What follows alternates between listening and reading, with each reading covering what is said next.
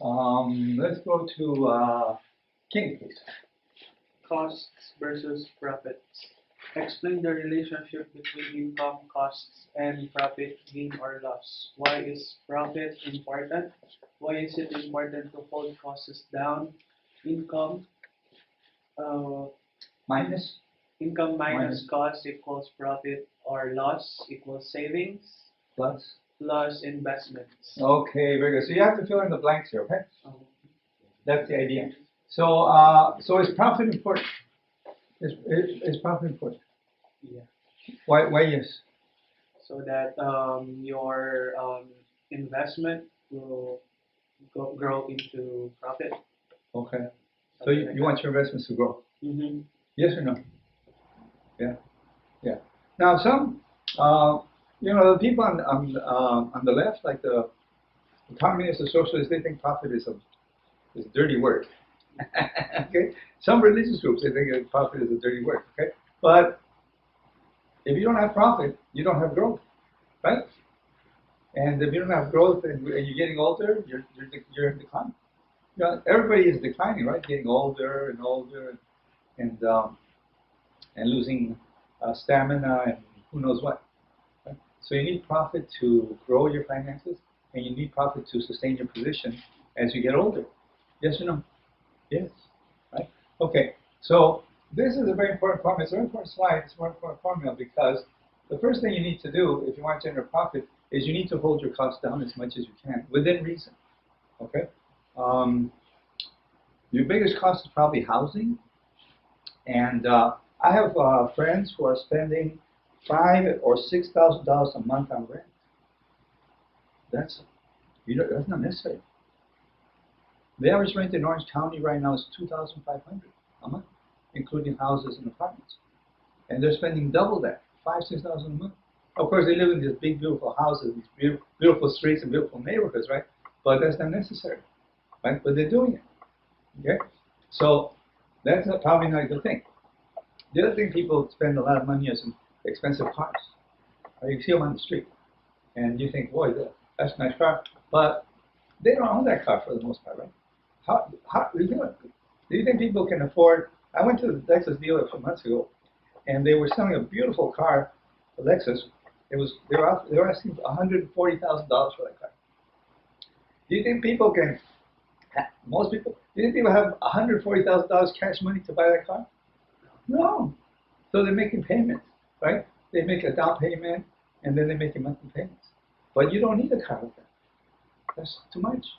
So by doing that, you're not holding your costs down, even though it's a lot of fun. As Barry said, it costs a lot of money, but it's a lot of fun. Okay, but it might be too much fun, you know. Um, and you want to hold your costs down because it's very hard to make a profit. Let's say you wanted to take home $1,000 a week. Okay, and let's say you had a business that produced a 10% rate of return. Okay, so if you have, which is very high. Okay, is right now the banks are paying like about 1%. Some investments right now are paying about 4.5%. Okay, so if you get a 10% rate of return on your investment, it's very hard, very difficult. Okay, but let's say 10%, make it easy to calculate. If you want to take home $1,000 a week, and your business was generating a 10% profit for you, how much would you have to sell every week to take $1,000 home? How much? $10,000, right? You sell $10,000, your profit is 10%, you get to take $1,000 home, right? Okay. Can you sell $10,000 a week of something? Try it. Try it, okay? It's very hard. It's very hard. So it's very hard to generate profit. So your first line of attack has to be to hold your costs down as much as possible within reason. Okay? That's the first line of attack. Then you want to maximize your income as much as possible within reason. Right?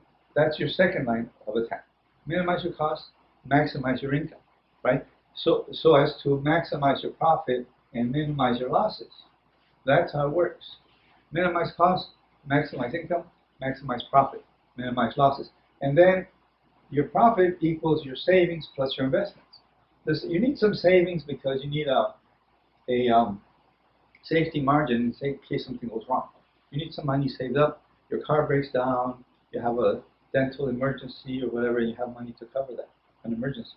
Okay, and the rest of the money needs to go into your investments so that your money grows, and eventually your money's working for you instead of you working for money, like that.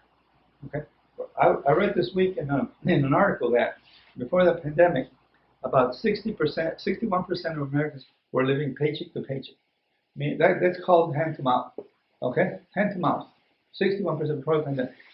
Now, after the pandemic, the number went up. Now it's 64% of Americans are living hand to mouth. They get a paycheck, they spend it all. Okay? Usually your paycheck is like the end of, well, let's say the beginning of the month, when you cash in. By the end of the month, they have nothing. And they got to wait for the next paycheck to do it again. Okay? That's not good. That's not good. Okay? Because if that's their situation, they're probably going to be working till the day they die. Okay, something like that. Okay, that's probably not good. So whereas if you have good investments, eventually your money is going to be working for you instead of you working for money. And the sooner the better, right? We talked about Kobe Bryant. He retired at age 36 with a net worth of about $500 million. Do you think he had to work anymore? No.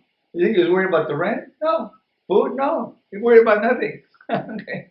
Because he invested his money and it grew and he became very wealthy. Okay, that's what I want you to think about. Okay.